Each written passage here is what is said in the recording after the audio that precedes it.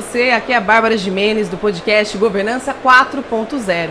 Nós estamos em collab com a Eatworks, em Posto Certo, diretamente da APAS, a feira que está grandiosa. Se vocês derem uma olhadinha agora nesse momento no nosso aquário aqui de entrevistas, vocês vão ver quantas pessoas passando aqui nos corredores, aquecendo, né, o mercado brasileiro.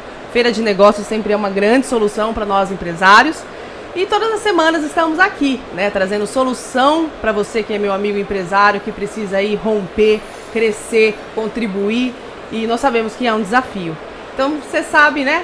Já sabe, né? Aquela coisa que eu vou falar sempre. Curte, compartilha, deixa o seu like, porque só assim o Instagram e o YouTube vai entregar com qualidade todo o nosso conteúdo que a gente faz aqui com muito amor e carinho para você. E para falar hoje de gestão eficiente, que é o nosso tema do podcast hoje, a nossa bancada está pesadíssima. Trouxe pessoas aqui de alto nível para a gente tirar muitas dúvidas, falar muito de gestão eficiente, que é um dos gargalos mais difíceis para nós empresários. E nós temos pessoas aqui incríveis. Eu vou começar com ele, que é sócio da Sales Club, fundador da Escola de CEO. Prazer imenso ter você aqui, Gustavo Mota. Muito obrigado, Bárbara, pelo convite, por estar aqui. Vai ser um prazer enorme contribuir com a audiência. Muito bom, muito obrigada de verdade, viu? E também temos um prazer imenso de receber o diretor comercial da Eatworks Global, que tem uma vasta experiência comercial, né? Já teve vários prêmios nacionais, internacionais de vendas, quase com 30 anos de experiência. Meu amigo Lupercio de Souza. Olá, Bárbara. Olá, Mota. Duas pessoas especiais. Estou aqui muito feliz de estar com vocês. Muito bom, né? Vamos falar de gestão eficiente. Vocês aí que já lideraram grandes times, estão ajudando aí os empresários, né, a ter uma gestão mais eficiente, olhar para o seu negócio de uma forma diferenciada, que é difícil, né, Gustavo? Empreender já é desafiador por si só, né? Que normalmente você empreende sozinho, você está no mercado cheio de tubarão, né? Então empreender já é desafiador. E se a gente faz de um jeito errado ou de jeito amador, fica cada vez mais difícil você conseguir sobreviver, né, Lupercio? Exato. O Brasil é uma loucura, né? E sobreviver aqui, você só sobrevive em qualquer lugar, né? O Brasil é uma coisa... Tudo foi feito para o empreendedor sofrer, nada é fácil, né? Não, e foi uma coisa assim que parece muito latente de todos os meus convidados que estiveram aqui, viu? Todo mundo falou assim, não, porque o brasileiro é resiliente, porque o brasileiro tá nadando até aqui, então a gente precisa ajudar os nossos amigos, as pessoas, né? Nós acabamos de gravar hoje com o Marco, né? O Marco Gomes falou assim, nossa, vamos ajudar agora nossos amigos na Europa, porque chega a água na canela, eles já estão morrendo, e nós nadamos aqui, ó, no pescoço, e nadamos bem. Essa resiliência do brasileiro é um diferencial? É um país empreendedor. É um país que aprendeu a ser empreendedor, né? Tem pesquisas que mostram que o brasileiro já está agora, né? Está indo para a faculdade, saindo da faculdade, querendo montar seu negócio, querendo empreender, querendo... Então, acho que, né, aquela questão do Brasil ser um país alegre é uma coisa, o Brasil ser um país empreendedor é outra, e dá para a gente juntar essa nossa competitividade, essa nossa alegria, esse nosso carisma com todo o resultado que uma empresa precisa para performar. Sim, e um dos desafios que eu acredito ser maior, né, que além da gestão, que cuidar de pessoas, principalmente vocês aí que são especialistas de vendas, entendem, toda outra parte que existe, né? Quando a gente fala de fiscal, tributário, ser um povo, né? E no dia a dia, como desenvolver isso? Mas, indo mais para a nossa parte central aí, que é uma gestão de equipe de vendas. Você, Lupercio, aí que tem uma experiência de mais de 30 anos. Como fazer essa galera trabalhar com sangue nos olhos? É muito difícil, porque é de cada indivíduo, né? Hoje a minha preocupação maior é criar uniformidade. Todo mundo tem o mesmo discurso, todos os discursos validados. Só que você lida com pessoas que cada um teve uma educação, cada um teve uma forma de ser criado. Então é um desafio, né? Eu sou uma pessoa super tímida, né? Parece que não, mas eu sou bastante tímido. Uma forma que eu lido com isso, eu criei um personagem. Olha. E eu lido com esse personagem há mais de quase 30 anos. Então existe uma pessoa que eu como se fosse um ator. Então eu incorporo ele e uso todos os predicados. Eu tenho nome, tenho tudo, tudo dele. Nossa, que legal isso. E é a maneira que eu tenho de vencer a minha timidez, de vencer a minha trava-língua, a maneira de eu vencer, demonstrar conhecimento, mostrar autoridade. Eu incorporo esse personagem e eu estava passando isso hoje para o time de vendas, que o nosso time de vendas está aqui com muitos profissionais, e eu vi que algumas pessoas estão com dificuldade. Falam assim, olha, eu quero a uniformidade, mas eu sei que tem algumas coisas que existem traumas. Eu não consigo falar, não consigo romper essa barreira. Então... Até porque, né, o pessoal tem que laçar o pessoal que tá aí passando na frente do stand, né? Exato. E aí a pessoa tem muito medo do que não conhece, da resposta que pode vir. Então, eu acredito muito nisso, que se a pessoa conseguir entender que ela ali é um personagem, ela vai perder muito do seu medo, porque ela deixa de ser aquela pessoa com seus traumas. E aí ela traz uma nova eficiência, uma nova maneira. Muito legal isso que você está falando, porque é muito usado na internet pelos influenciadores, né? Eles vestem lá um personagem mesmo e vendem muito, entregam, né? E eu nunca tinha ouvido alguém falar sobre isso na vida real, no offline. Muito maneiro essa tua experiência, você disse traumas, né? Para mim são as crenças, né? No final do dia são as crenças que nos limitam ou nos potencializam, né? Então muita gente tem, eu sou tímido, então não posso ser vendedor, eu não sei o que, eu não posso ser vendedor, eu sou gago, não posso ser vendedor. Não, cara, vambora, dá. Né? Dá. Então vamos tirar as crenças do caminho. Adorei essa alternativa, porque realmente se você é um cara tímido, e isso é uma questão, né, dentro do mundo empresarial. Pô, eu sou tímido, não consigo pôr a cara, e tem que colocar as caras, né? Sim. Não somente o time de vendas, mas o próprio empreendedor, que às vezes ele tá ali com a tua empresa estagnada, parada, o resultado não vai mais, ele precisa realmente mudar a postura, porque senão ele vai à falência, ele não vai crescer, ele não vai poder realmente ter um resultado diferente. Se ele não ter esse ímpeto de romper, e talvez a timidez seja um degrau muito alto para ele atravessar, para ele passar por ele não consegue, ele morre na praia. Eu diria que a maior parte não é nem a timidez, a maior parte é medo de tomar não. Exato. É medo da rejeição. Né? A gente vai mais dentro disso. Que é outra crença, né? Porque você só vai ter o sim se você testar o não. Né? Tem uma frase famosa que é: o não você já tem. Não, o não você não tem. Você só vai ter um não se você for lá fora e fazer uma oferta, queridão. Sim. Senão você não tem um não. Isso aí. Então, a gente, como empresários, como empreendedores, como dono de empresa ou como vendedores, não importa o papel que você vai vestir, você precisa ir atrás do não. Porque existe uma métrica muito fácil, que é você não controla a venda.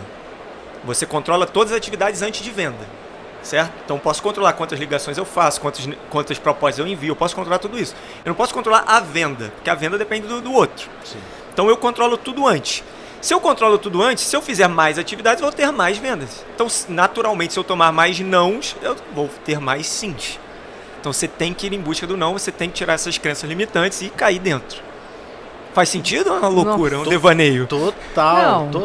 Eu fui, eu acho que eu sou vendedora até hoje, né? Não posso falar que eu fui vendedora, eu sou vendedora até hoje. Todos nós. Todos nós somos vendedores. Mas eu trabalhei muito tempo na área corporativa, dentro de bancos, fui gerente de bancos, tinha que ver uma carteira gigante de produtos que você tem que vender, desde investimentos até produtos, enfim.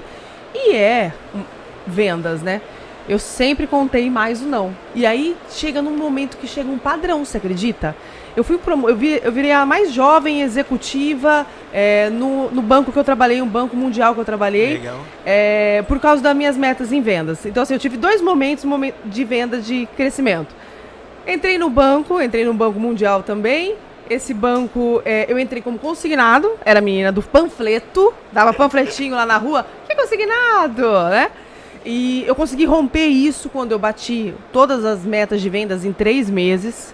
Bati nacional, o pessoal foi lá fazer auditoria para ver onde que eu tinha errado, porque estava estranho. Virei gerente. Galera, meu Deus, essa menina. E aí eu já percebi que tinha um padrão. Porque eu ia muito mais atrás das pessoas, porque eu não tinha medo do não. Eu ia. Não tinha medo. Medo, vergonha, zero. E a segunda etapa, que foi de gerente para executiva, a mesma coisa. Que eu era a que fazia mais ligações, era a que procurava mais clientes, por isso que eu conseguia bater as metas. Porque eu já estava acostumada a ouvir o não, e quando vinha o sim, eu me surpreendia. Nossa, que legal. Vendeu. Deu certo. Então eu acho que essa resiliência de ouvir não é realmente a grande chave para quem precisa crescer. Né? A matemática está a favor das vendas. Se você usar a matemática, ela é precisa, né, Mota? É isso aí. A gente colocando engenharia em vendas, né, que é uma coisa que vocês têm lá, a gente tem nas nossas empresas, que é você processualizar, separar as etapas de vendas, computar quais são as transições de uma etapa para outra. Então, conexão está numa etapa, conseguiu falar com o cara, está em negociação, mandou proposta, está na proposta, agora vai estar em fechamento, depois close. Quando você começa a entender essa jornada e metrificar isso, tem algo que o Lupercio falou aqui, mas vou dar foco, que se chama previsibilidade.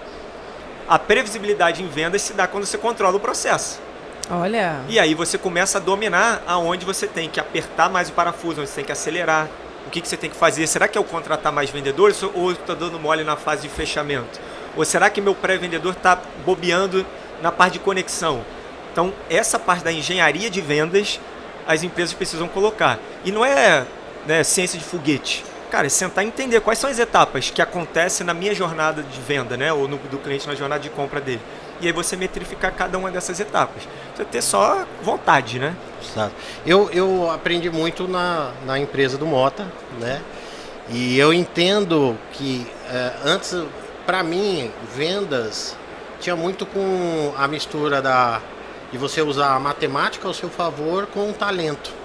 Olha. E aí no curso que eu fiz na empresa do Mota, a gente entende que isso também é metrificado, porém você consegue fazer uma pessoa que tenha disciplina conseguir atingir os objetivos em venda. E eu entendo que é 2 botões, o Mota falou, ou aperta, o outro afrouxa, são 2 botões, um de ajuste e outro de volume. Você vai ajustando Sim. e vai aumentando o volume. Vai dando sintonia, você vai aumentando o volume e ele dá atração. E é um negócio maluco, porque funciona. É o quê? Vocês mapeiam toda a jornada? A gente tem que entender, bom, a primeira fase é você entender o que está doendo mais, né? E normalmente o que está doendo mais nas empresas é o comercial. Sempre. Então, Sempre. Tem a regrinha lá da bandeira do Brasil, né? Que é ordem e progresso, né? A gente entende que é o contrário, é progresso depois ordem. Então primeiro vende, vai para cima, depois você organiza a casa. Então você começa entendendo vendas. Então o que acontece na venda? Eu tenho uma equipe de pré-vendas, ou seja, alguém para ficar só tomando não de agendamento de reunião? Não, eu não tenho. Faz sentido ter? Não faz. Então isso é uma avaliação que se faz, mas vamos dizer que o padrão de mercado, empresas normais, ele só tem um vendedor lá. 5 vendedores ou 3 vendedores que estão lá ligando e tentando agendar. O que ele faz? Primeiro ele tem que ter uma lista de contatos. Então vamos ver, onde que ele pega essa lista? São os leads. Onde que ele pega essa lista? A lista vem do marketing. Ele tem que bater de porta em porta. Então você começa a entender o processo. Como que ele adquire aqueles leads. Leads, para quem não entende, são os contatos de potenciais clientes. Nome, telefone, e-mail, WhatsApp. Depois disso, o que ele faz quando ele tem essa lista? Ele vai lá e liga para ele para tentar agendar uma reunião. Ou não, eu ligo para tentar vender. Estranho, né? Primeira coisa, você tenta agendar uma reunião, ver se ele tem algum interesse e tal. Então, a segunda etapa. Então, você já metrifica ali dos leads que você tem, se você conseguiu conectar. Porque vai ter gente que você não vai conseguir nem falar com ela. Então, ele continua lá no não conectado. Conectei. Não tem interesse? Dá lost. Joga para o marketing fazer um trabalho. Tem o interesse em ter uma reunião? Já vai para a fase de reunião. Na reunião, você apresenta. Não tem interesse? Joga lost, né, perdido, joga para o marketing fazer o trabalho de nutrição, de evangelização. Tem interesse? Avançou para a fase de negociação. Então, é sentar nossa bundinha na cadeira e entender exatamente o que acontece no nosso processo de venda. Tem empresa que tem que mandar o técnico ir lá para avaliar o espaço físico. Tem empresa que não tem, já dá para vender online. Tem empresa que tem um orçamentista especial. Tem empresa que o vendedor já consegue fazer o orçamento e entregar. Então, entender as suas etapas. Depois que você entende, é você aprimorar cada uma delas. Cada passagem, de uma para outra, para você identificar onde está a falha. Mas aí eu quero puxar um pouquinho a orelha do empresário. Porque eu, como empresário e como trabalhei muitos anos cuidando de empresários, eu vejo que tem muito empresário aí que tá me ouvindo, que tá me vendo, que quer um super vendedor pagando salário mínimo. Muito! Gente, muito. Isso, olha, isso em médias empresas. Posso falar uma coisa? Vendedor barato sai caro. Sai caro. Não é? Vendedor barato sai caro. Porque o vendedor ele tem que ser caro. A hora dele tem que ser cara, porque ele traz o cliente, ele que bota o cliente na mesa.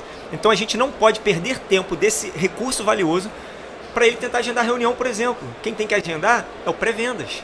Então existem métodos que a gente deixa esse vendedor focado, especializado em fechamento, enquanto a gente coloca outras pessoas com salário menor, que aí é esse salário médio que o brasileiro paga para um vendedor, né, Lupercio?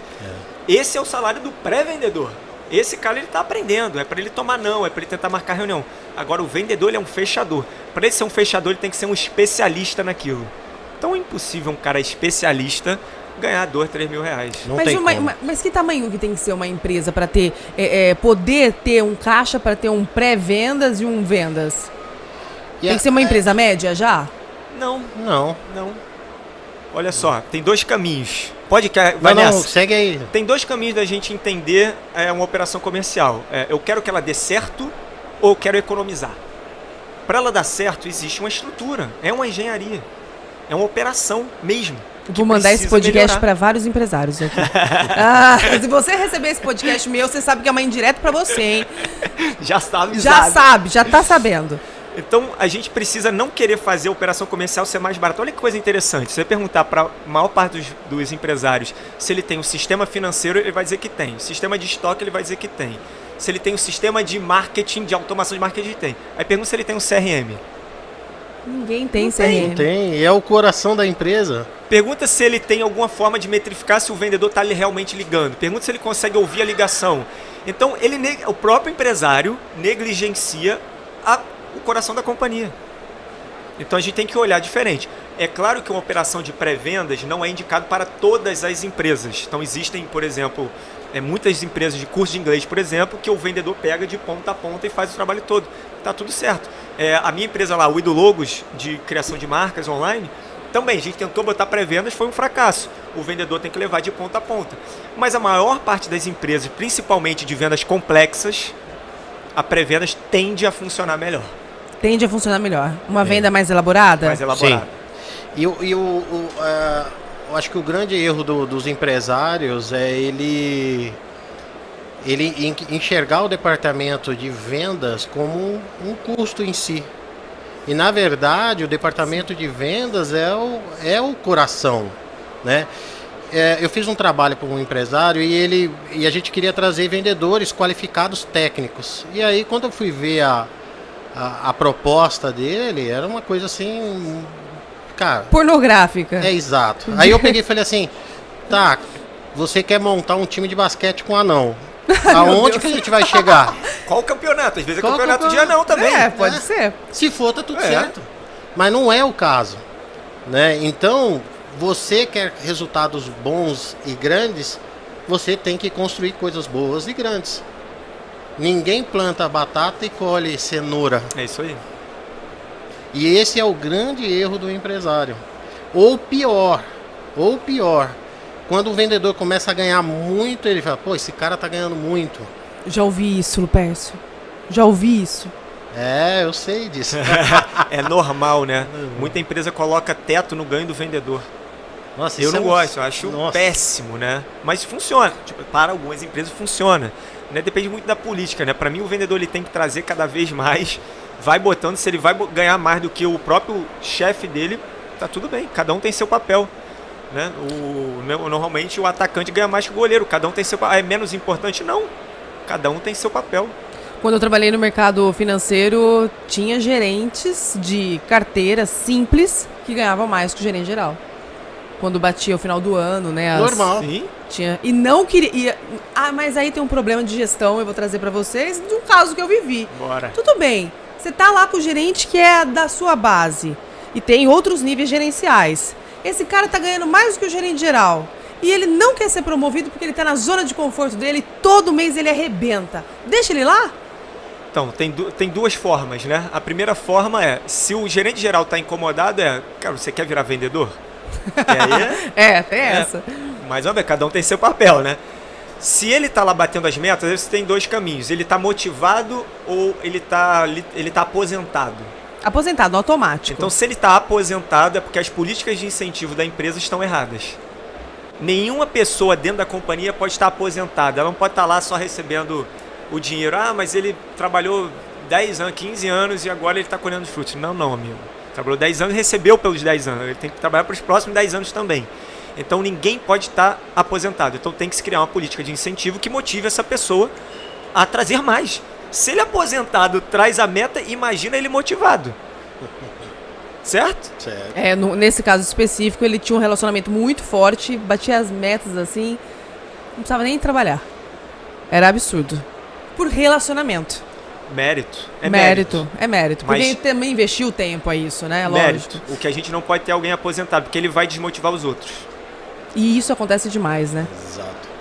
E como motivar essa galera pra ter brilho nos olhos, pra trabalhar na sua empresa? Essa galera ou esse cara? Não, esse cara já trouxemos aí uma solução pra ele. Agora, para um time de venda, times de vendas aí iniciante que tá precisando começar a vender mais, para trazer mais recursos para a empresa poder investir mais. A forma de trazer esse brilho nos olhos do vendedor é somente gamificação? Não, é clareza, eu acho, né, Lupercio? Acho que a maior parte das pessoas... Hoje eu estava dando a mentoria mais cedo para uma empresa, né, fatura 18 milhões ano, e os vendedores não sabem qual é a métrica de sucesso deles. Então, eu estou lá vendendo. Alguém ligou, eu atendo, vendo. Mas se não ligar? E se ninguém ligar hoje? Eu vou ficar lá parado? Então, se as pessoas não sabem qual é o sucesso delas, o que a empresa espera delas, fica difícil. Então, você dando clareza, mostrando as métricas, as metas e ajustando. Aí tem um monte de rotina de gestão, de rituais, que é importante a gente colocar na área comercial. Depois era legal você falar como que é lá. Sim.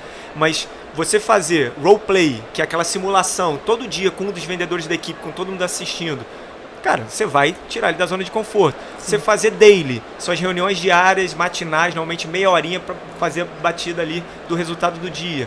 Você fazer o fechamento do dia, você pedir no meio antes do almoço ali, ele mandar os resultados. Então você começa a criar rotinas e rituais, e é claro, premiações, políticas de incentivo, tudo isso, para fazer com que esse cara, primeiro, não fique confortável, porque ninguém cresce na zona de conforto, ninguém. E segundo, que ele fique motivado, entendendo que a empresa não está querendo sugar dele. A empresa também está entregando educação para ele, está entregando conhecimento para ele, além, é claro, de recurso financeiro.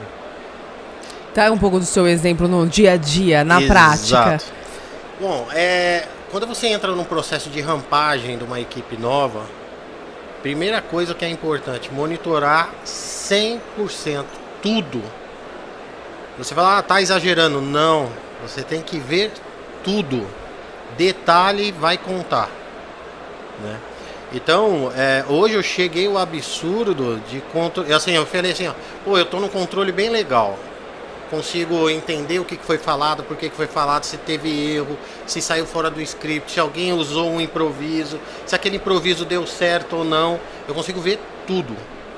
Aí eu falei assim, bom, isso aqui tá legal, tá dentro do meu controle. O que eu consigo fazer a mais? Aí eu já implantei outro processo para poder controlar mais. Aí vai ter pessoas que não vão aguentar? Lógico, mas faz parte do game, né, Mota? Sim. Faz parte do game. Então, o que eu falo para eles, assim, pro time em geral, eu falo assim, olha, primeiro, não se apega a cargos, não se apega a posições. Se você é uma pessoa que tem ambição para crescer, você está no lugar certo. Porque aqui a gente quer pessoas que queiram crescer, meu irmão. Porque isso aí eu já quebro a predisposição dele de estar se sentindo monitorado, né? Ele fala, opa, isso aqui é para que eu possa crescer, em processo de rampagem, tá? Aí o segundo que a gente faz é assim, ter um plano de desenvolvimento que o Mota falou, muito claro. Ninguém entra numa embarcação e não sabe para onde vai remar. Um mapa do negócio, né? O mapa de onde vai ser. Tem que saber e ele tem que visualizar, ele tem que enxergar isso a olho nu ou numa lupa, não interessa. mas ele tem que enxergar. Senão ele não vai. O ser humano é movido por motivação. Sim. Tem aqueles que gostam do chicote. Tem. Não tem. Tem. Tem que aqueles que gostam de empurrar, né, Mota? Alguns você tem que empurrar, mas você dando clareza até dos números, você tira ele da zona de conforto. E às vezes não precisa nem ser o líder, às vezes o próprio software ali que está mostrando, você usa um CRM simples, cara, tá lá, você tem que fazer 10, tu fez 2. Não precisa eu falar para ele tá vendo, né? Ou você coloca, ou aí vai as pessoas, mas eu não tenho CRM. Tá bom, erro número 1, né? Porque colocar o CRM aumenta 30%. É o ativo dele, né, Mota? O cara não cuida do ativo dele. Exatamente. Só de botar CRM, pesquisas mostram que você aumenta 30% a eficiência da operação comercial. Só de colocar? Só de colocar. Mas aí beleza. Então vamos dizer que eu não tenho e tá tudo bem. Então coloca um desconforto. Fala, amigão, 12:00 e 6h da tarde, você vai me dizer qual que é a meta, que é você fazer 50 ligações, por exemplo, e quantas você fez. E ele vai lá. Então toda hora ele vai ou passar uma vergonha, ou mentir, que aí se ele mentir aí é questão de valor, tá fora da companhia, ou ele vai estar mostrando lá que ele tá acontecendo e tá entregando. Desculpa, você pediu pra mim falar e eu acabei não falando, né, mano? É assim, toda manhã tem a daily. Na daily é onde eu faço roleplay, e aí tem a simulação. E a simulação eu faço de duas formas. São a mais tradicional, que é aquela que você faz ao vivo, tipo eu e o Mota aqui, o Mota simula o vendedor e você eu o cliente simulo o comprador. Sim. Lógico que tem um acordo aí, coloca grau de dificuldade, sim ou não. Geralmente eu pego uma das reuniões gravadas, assisto ela e aí eu simulo todo aquilo que teve naquela gravação na simulação. Que legal. E aí isso é repetido constantemente. Diário. Jogador de futebol não treina todo dia? Treina. Por que vendedor ele fica lá largado? Não, tem que vender. O Malavota, que é meu sócio, ele fala muito isso, né? O gerente de venda fala assim, vai, tem que ver, bora galera. Só faz isso, vai. Tem que ir, hein, segunda-feira, hein, vamos lá. E? É com isso que o Lupercio está falando, é que você entrega ferramentas para esse cara performar. Mas daí você está falando de uma operação que você já tem um gerente para supervisionar isso? Só precisa de um dono e um vendedor. E o dono vai conseguir fazer tudo ao mesmo tempo? Não. Essa é uma ginástica, essa é a dor do empreendedor. Essa é a dor do empreendedor, mas vamos pensar antes. Quando ele montou a empresa, era ele que varria, pagava a conta e vendia. Agora ele tem um vendedor. Então ele tem que fazer desse vendedor o melhor vendedor que ele puder. Então não tem desculpa nessa fase. Mesmo que o cara tiver 5 vendedores, a pessoa sozinho cuidar dos 5, mais isso, mais aquilo, mais produtos, mais... uma ginástica. Mas tem que fazer. E o processo não termina aí, é só um pedaço. Né? Tem isso muito toma mais, quanto tempo da manhã? Mais. Quanto tempo da manhã toma de vocês essa rotina? Não, é rápido. É 15, 20 minutos. 15, 20 minutos? Papum. É jogo Papum. Rápido. E Reunião longa não funciona com vendas. Não funciona. Não funciona. E o vendedor, ele é escolhido a sorteio? Geralmente quem faz é o team leader lá, né? Ele escolhe aquele que ele quer dar uma moral, ou ele quer aí ele faz no one-on-one junto com ele reforça para deixar ele melhor com técnicas e gatilhos e tudo mais. Fantástico. Né? Então a gente tem one-on-one. Então assim, de manhã faz o daily com o roleplay, eu faço todo dia, não falho. Todo dia eu faço roleplay. Todo dia, todo que santo legal. dia. Nossa, Aí, olha, vou levar pra minha empresa amanhã isso daí. À tardezinha, você faz a declaração. Aí você tem que falar qual foi a sua produtividade. Eu consigo enxergar? Eu consigo. Eu tenho a ferramenta mais poderosa do mercado lá instalado. Mas eu faço todo mundo declarar o que ele fez no dia. Mas eu já sei. Porque o poder de você escrever faz você refletir. E aí é no grupo de WhatsApp? No grupo do WhatsApp. Simples, tá vendo? Simples. Simples. Sem custo.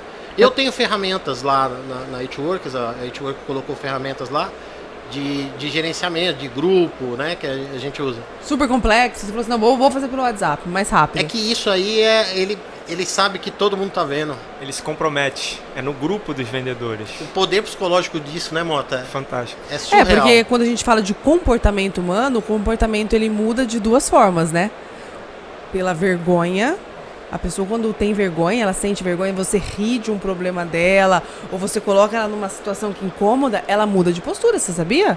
Sim, eu Isso creio é nisso. comportamento, comportamento. Não, e essa ferramenta não é nem para deixar ninguém desconfortável, não. É para ela registrar a performance, porque às vezes ela não conseguiu porque deu um pau no sistema, deu algum erro. Mas quando eu falo assim, deixar a pessoa desconfortável, porque o vendedor que é vendedor na essência, ele vai ficar puto com ele mesmo, entendeu? Sim. Ele vai falar assim, não é possível que tem 5 pessoas fazendo e 2 não tá isso aí. fazendo.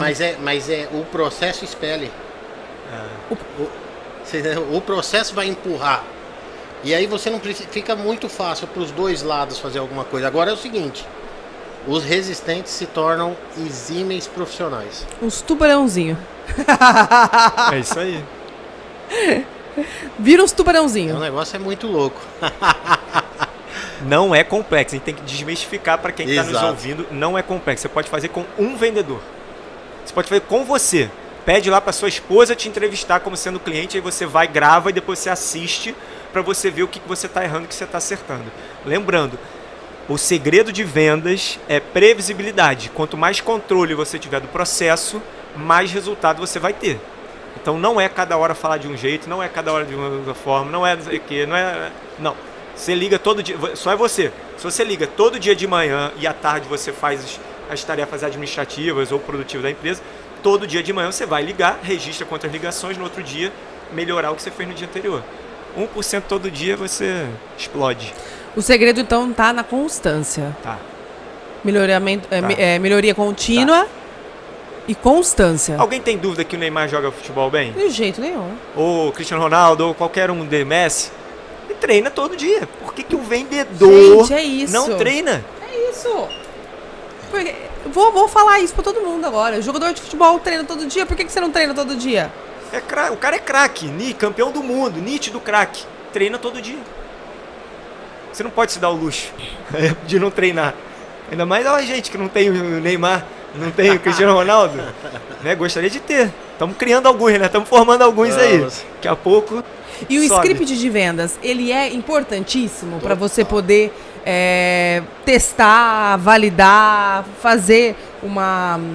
Até mesmo para simulações. Para simulações é óbvio que é importante, mas desenhar vários tipos de script é importante? Ou vocês falam assim, vou fazer 2, vou correr...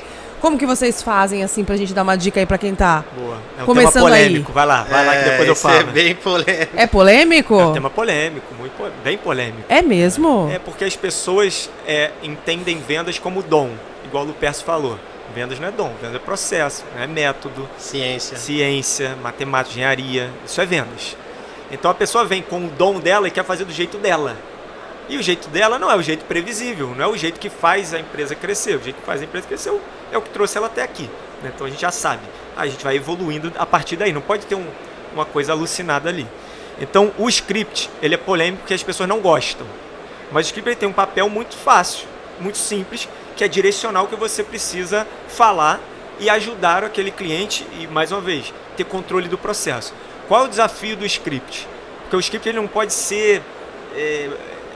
fechado, totalmente bloqueado, porque aí a pessoa te pergunta alguma coisa diferente, aí aquela pessoa está setada para seguir uma linha atrás da outra, ele se perde, aí ele perde a venda. Então o que eu gosto de fazer, como eu oriento quando eu dou mentoria, é você ter o script e você ter uma ferramenta que se chama matriz de objeção ao lado. O que é a matriz de objeção? Matriz de objeção é assim, tá caro, o que eu vou responder? Aí tem do lado, como eu vou responder, algumas formas de como eu responder, por exemplo, tá caro. O prazo tá longo, o que eu vou responder quando o prazo tá longo? Então eu crio ali alguns grandes blocos para eu poder ajudar esse cara a se virar dentro daquele script que existe. Então o script ele é um guia que tem grandes blocos, e aí os grandes blocos precisam ser seguidos. Então, por exemplo, eu não posso falar de garantia antes de eu falar do benefício do produto. Eu não posso falar de preço antes de eu falar de tal. Existe uma ordem. Existe uma ordem harmônica. Essa ordem não pode ser quebrada nunca. Em algumas empresas, o script tem que ter seguido fielmente. Eu, particularmente, não gosto, porque limita, ainda mais para vendas complexas, você tem que ter ali umas saídas, mas existe e funciona. E aí, junto com essa matriz de objeção, você consegue dar mais ferramentas para esse vendedor. Óbvio, quanto menos capacitado o vendedor for, mais a regra ele tem que seguir. Quanto mais capacitado esse vendedor for, mais ele vai conseguir usar essas ferramentas do jeito correto. E aí cabe ao líder acompanhar e direcionar e ir arrumando. Hoje está muito claro para mim. O Mota foi muito feliz, né? E muito do que eu sei aprendi na empresa do Mota, né? Não, eu tô tendo aula hoje. Aula. Ó, já anotei, eu vou rever o podcast. Quando eu faço uma entrevista de vendedor, antes eu ficava muito preso em ver a desenvoltura dele, a fala, a postura e tal. Hoje, o ponto mais importante que eu olho é comportamento e disciplina. Comportamento de perfil comportamental ou outro tipo de comportamento? Por exemplo, você perguntar qual foi o maior problema que você teve e tal, e ele, da forma que ele fala, eu não quero saber se ele resolveu o problema ou não, eu quero saber como ele se comportou diante do problema. Entendi. Entendeu? Você é um cara que é resolutivo, tem uma mentalidade positiva. E a outra que é essencial, disciplina. Porque alguém que não tem disciplina, ele não vai seguir o processo. E é aquilo, o Mota bateu umas 3 vezes, ó. É previsibilidade. A gente precisa disso. Hoje, se você chegar assim, olha, com o que a gente tem, com o que a gente desenhou, com o que a gente validou, quanto que a gente vai chegar no final de 2023 aumentando a equipe? Você fala com exatidão. É isso aí. Controle do processo. Imagina que na feira, se cada vendedor aqui do stand fosse falar de uma forma diferente com as pessoas aqui. Cada um ia ter um resultado aleatório. Padroniza. Foi todo mundo. Funcionou ou não funcionou? Volta, vamos mudar. O que mais funcionou? Tal. Ajusta, igual.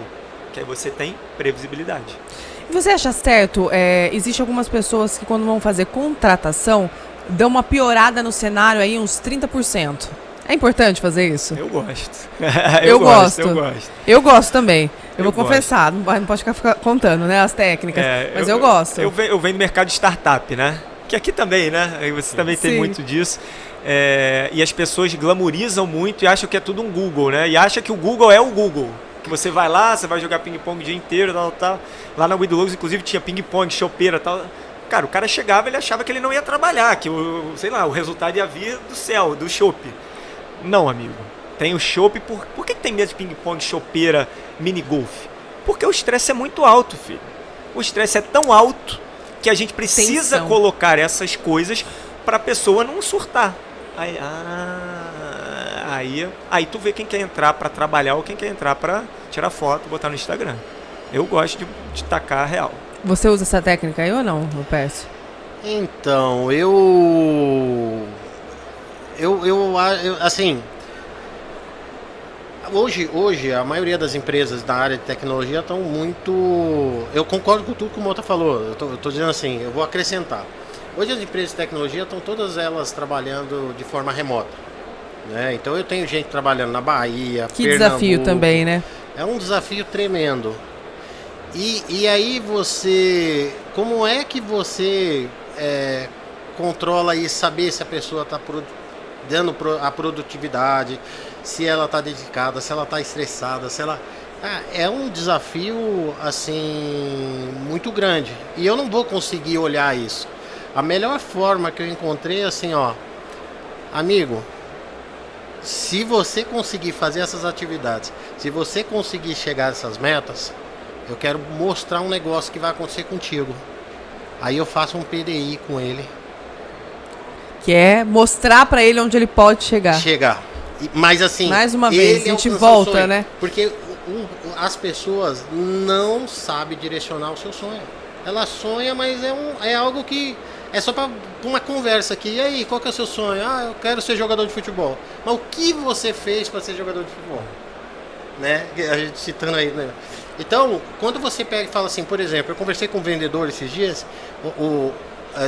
uns 4 meses atrás, ele estava com faturamento muito baixo, meta baixa, tudo baixo. E eu falei assim, amigão, o que você quer fazer da vida? Ele falou, cara, eu tenho um sonho. Eu falei, qual o sonho?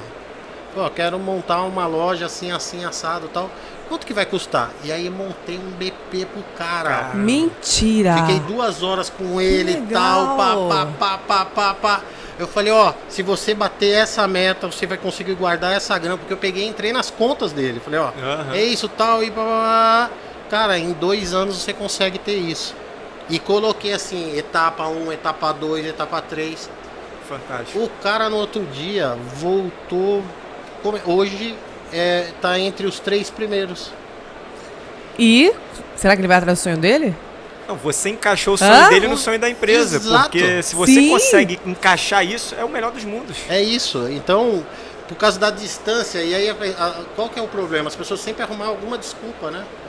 Não, e uma coisa que eu acho muito interessante, e eu gosto sempre de falar, vendas têm um poder maravilhoso de transformar a vida das pessoas.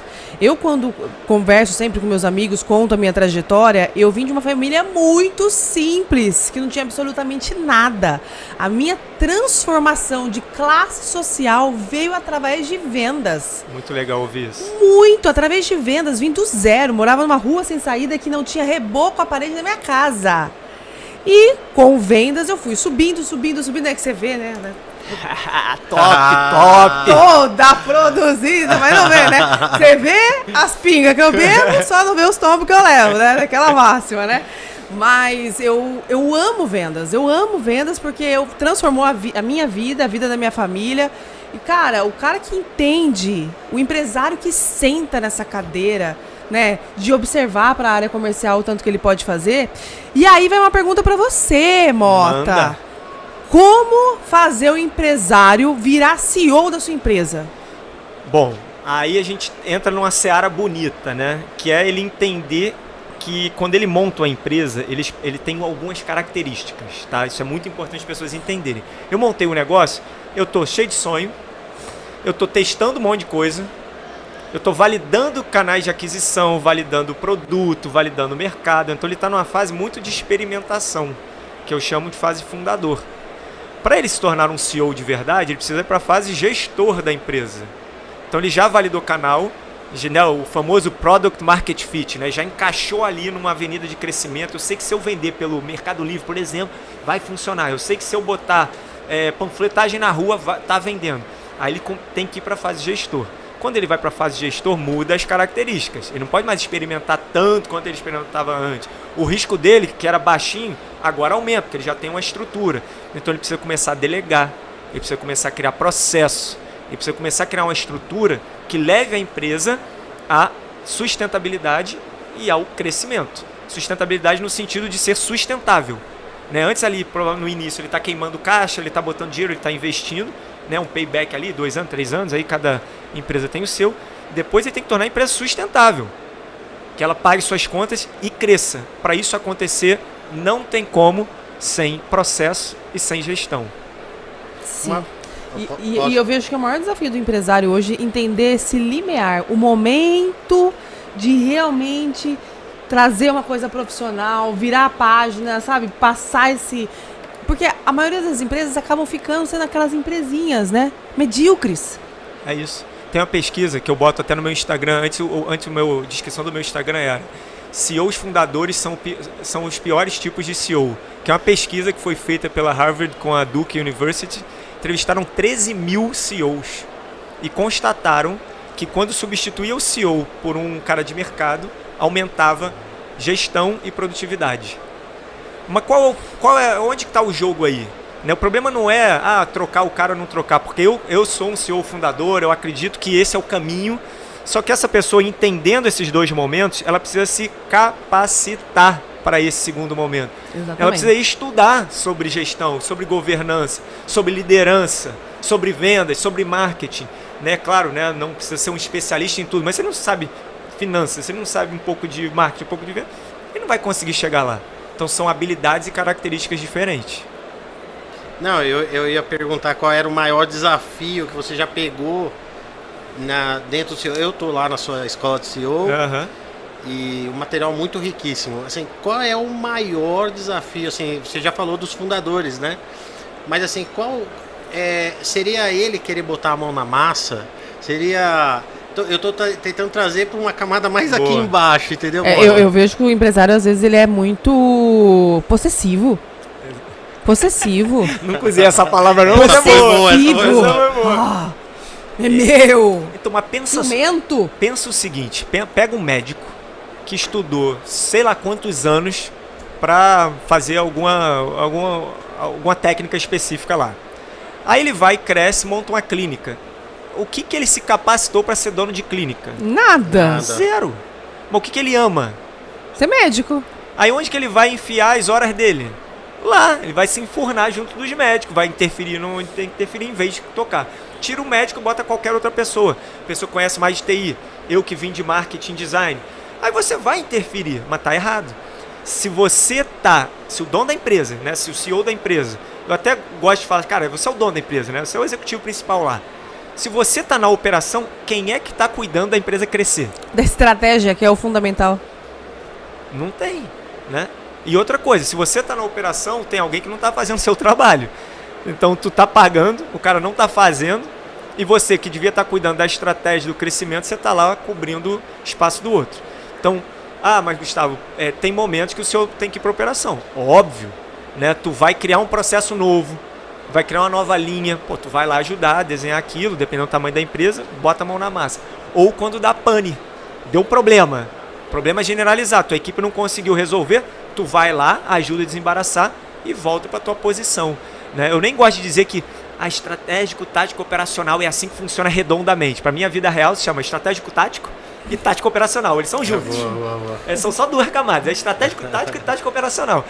E você fica ali. E você mete a mão na massa para criar processo novo ou para resolver grandes problemas que, cara, acontece. Mas resolveu, ajustou, melhorou o processo, volta a fazer seu trabalho de liderança. Concorda? Total. Não, pode, discorda aí, pelo amor de Deus, eu quero aprender, meu parceiro. É bom discordar às vezes, mas não tem como discordar disso, gente. Não tem. Não tem como. Eu sempre falo, né, quando eu conheço alguns amigos meus empresários, né, e eu também empreendendo, eu sempre falo, quanto custa para o CEO lavar o banheiro? Quanto custa? Quanto custa para o CEO lavar o banheiro? Né? Difícil, então, assim, né? Eu acredito que uma mentalidade também, vai também da mentalidade da pessoa. Né? Às vezes achar que não merece ter uma empresa próspera, às vezes achar que a empresa tem que ser pequena, que sempre foi assim, eu nasci assim, eu morri assim, Gabriela. O síndrome do impostor, né? O síndrome da Gabriela. Isso. Eu nasci assim, eu cresci assim. Gabriela! Não, tem uma crença muito que reduz muito, se a empresa crescer vai dar mais trabalho. Aí ele não cresce, ele boicota a empresa. Exato. O seu próprio crescimento. Ai, que loucura. Ô, Mota, eu vi um caso, a gente estava fazendo aquelas rodadas, né, que fica vários empresários, executivos, e aí eu ouvi um empresário reclamando que tinha um vendedor que fazia 65% do faturamento dele. E eu ali olhando, ele, não, porque isso tá errado, tal. Eu falei, e aí, o que tu tá fazendo? Ele falou assim, cara, eu tô no pé dela. Rapaz... No pé dela, fazendo tudo isso? Porque ele era vendedor e na cabeça dele, ela tá concentrando muito faturamento. Falei assim, irmão, deixa eu te falar, pega os outros. Cresce o bolo, meu amigo. Cresce o bolo, não fatia o bolo que tá na mesa? É muito louco, né? Porque tá muito envolvido na operação Mota, que é o que você falou, gostei da retirada de camada. Daquela apagadinha assim, né? É meio... Porque a gente a gente só consegue olhar, qual é a vantagem de ser mentor, né? Você olha de fora a operação e tu vê redondinho quais são os problemas, né? Muito rápido. E esse deveria ser o papel do CEO, ele conseguiu olhar ali, é claro que, né, as empresas, inclusive é aconselhado, empresas que faturam mais de 2 milhões ano, tem um conselho consultivo que vai ajudar nessa tomada de decisão e liderança, mas se o cara tá ali, né, ele não vai ver. E outra coisa, só para concluir essa história, se ele faz operação, cada coisa que ele tiver de ideia, ele vai falar, putz, isso é mais trabalho para mim. Aí ele não faz. Porque ele mesmo vai ter mais trabalho. Então ele não pode estar nessa posição. Isso é só a definição. Não pode estar na posição operacional o dono da empresa. Você comentou de criar processos, né? A parte de transição, que é tenso, né? Porque ele tem o desmame, né? Você já aconselhou o cara a deixar queimar o parquinho? Fala, deixa o negócio queimar para ver o que vai dar? Mas em qual sentido que seria tipo isso? Assim, porque ele faz do jeito dele. Sim. Né? Igual a Bárbara, que faz o podcast dela e tal. Aí ela vai faltar, Lupercio, faz aqui e tal. Aí eu vou e faço do meu e ela, pô, não é assim, não é assado e tal. Legal. Aí, às vezes, tem que, assim, no meu ponto de vista, por isso que eu tô perguntando, eu não tenho a sua experiência nem a tua visão. Você pode deixar o empresário fazer o processo e deixar validar e deixa pegar fogo no parquinho e depois você corrige, ou vai lá e se tiver alguma coisa errada põe a mão? Boa. Eu vou separar essa pergunta em 2 etapas. Uma com o papel de mentor que eu sou. Então, o papel de mentor, ele entra orientando e ajudando o empresário a tomar decisões melhores.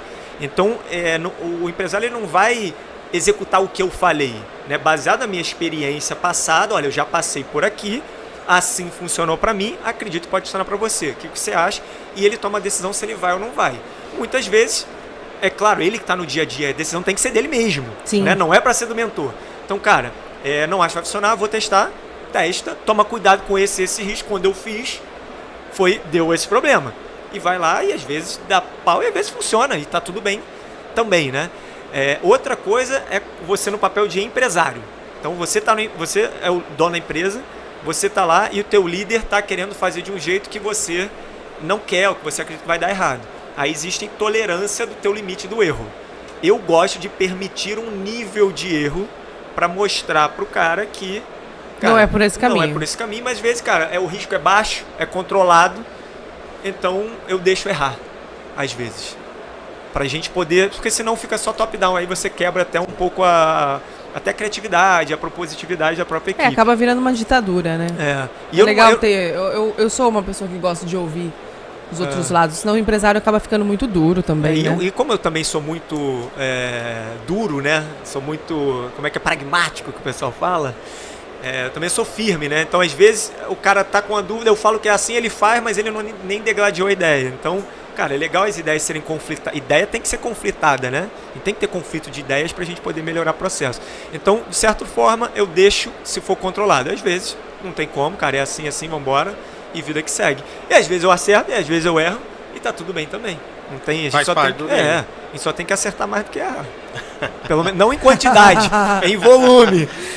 Né? Sempre, né? Mas muitos anos trabalhando, né, como mentora de empresários, eu vi muito empresário refém de funcionário. Com medo de se impor, tem que fazer assim, assim, assado. Medo de ter essa conversa e perder a pessoa. Muito empresário, assim. Refém de um funcionário que não dá o resultado porque não deixa as coisas claras, né? A falta de conversa, a falta de metas, de feedback, são coisas muito básicas que empresas muito grandes não fazem. Sim. Não, a empresa é do funcionário. Acontece muito isso. Empresa do funcionário, já vi, loucura, Gustavo né? Mota, já vi. Isso é muito doido. Já vi financeiro mandar mais do que CEO. Já vi. Olha isso, que triste. Isso é triste? Eu também já vi. Porque venda sofre muito com o financeiro, meu Deus. Sofre diretamente, né? E agora ganhou um aliado, né? Que é o legal, né? Que é a parte jurídica da empresa. Então, venda sofre com os dois, né? Financeiro e o legal. Se perguntar pro jurídico, não faz nada, né? Acabou. É verdade. Gente, eu queria agradecer muito o bate-papo que nós tivemos aqui. Eu quero que você deixe suas redes sociais. Gustavo Mota, por favor, como que o pessoal te encontra? Legal, gostei demais do papo, acho que deve ter ajudado o pessoal aqui, Com que certeza. eu mesmo anotei um monte de coisa, Eu então também. acho que foi muito legal. Cara, quem quiser me procurar, buscar um pouco mais sobre isso, eu tenho a Escola de CEO, só acessar a escoladeceo.com.br ou no meu Instagram, gustavomota.com. Tá lá, @gustavomota.com, manda mensagem. Deixa mensagem todo dia lá para dar uma ajudada pra galera. Direto. Não, e eu tenho um livro de quem quer aprofundar sobre o tema de gestão, eu tenho um livro gratuito, topzera, só entrar lá, escoladeceo.com.br/livro, ou entra no meu Instagram, pede lá que eu mando o link. Tá no link da bio? Tá no link da bio Tá no também. link da bio? Legal. Tá no link da bio. Então, cara, tá Livro lá de mais gestão? de 100 páginas. Ah, que legal. Só com dia a dia, vida real de quem toca a empresa. Nossa, muito bom. Lupércio, quer deixar os seus contatos, suas redes sociais? Tá compartilhando já suas redes sociais, Lupércio? Então, no LinkedIn eu tô bem. Então deixa seu LinkedIn. Lupércio de Souza, né? No meu LinkedIn. E no Instagram é @Lupércio de Souza, mas eu sou muito fraco de Instagram. Ainda não Vamos mexe no melhorar Instagram. Agora no LinkedIn eu Vamos tô bem. LinkedIn eu mando bem. Gente, eu tô encerrando, mas deixa eu só te perguntar uma coisa. A pessoa que trabalha como empresário, ela tem que ter o Instagram aberto ou o LinkedIn? Tem que ter... Não, tem que ter um Instagram aberto, ponto. E ter Pra um mostrar a LinkedIn vida pessoal, também. tipo foto com o Então, filho, com o Aí a gente cachorro? vai abrir outro podcast aqui, mas eu vou, hein? Ai, meu Deus. Existe uma coisa chamada posicionamento 4.0. As empresas, elas passaram a se posicionar colocando o dono ou principal imagem da empresa à frente. todo mundo sabe quem é o dono da Apple, todo mundo sabe quem é o dono, né, da XP Investimentos, da Magazine Luiza. Sim. Por quê? Porque eles se propuseram a ficar à frente como imagem, como âncora do negócio. E isso a gente viu muito nos influenciadores, né, digitais, começaram os youtubers, começaram a despontar e montar um monte de negócio embaixo deles, ganharam rios de dinheiro. E a gente que tem negócio, a gente fica escondido atrás do balcão. Tá errado. Então, existe um método para você conseguir lá. Eu ensino isso também. Então, entra lá, tá com dúvida, eu mostro. Inclusive, vou te mandar a aula lá da Escola de São para você assistir, porque a gente precisa colocar a cara da empresa mais pessoal. Ninguém compra da empresa. Já teve época, né, de bloco comercial, país para país, empresa por empresa. É pessoa por pessoa. Quanto mais a gente pessoalizar o processo comercial, mais resultado a gente vai ter. Já está convidado para um próximo podcast. Vai ser o tema do nosso segundo encontro, hein, Gustavo? Aí sim. Aí sim. Obrigada, pessoal. Obrigada, Lupércio. Obrigada, Mota. E obrigada a você que ficou com a gente até agora. Compartilha aqui todo esse conteúdo que eu tenho certeza que vai ajudar algum amigo seu, você mesmo, a mim, a todo mundo que está aqui ouvindo. E deixe seu like, compartilha e um grande beijo. Semana que vem estamos aqui novamente. Até mais. Valeu.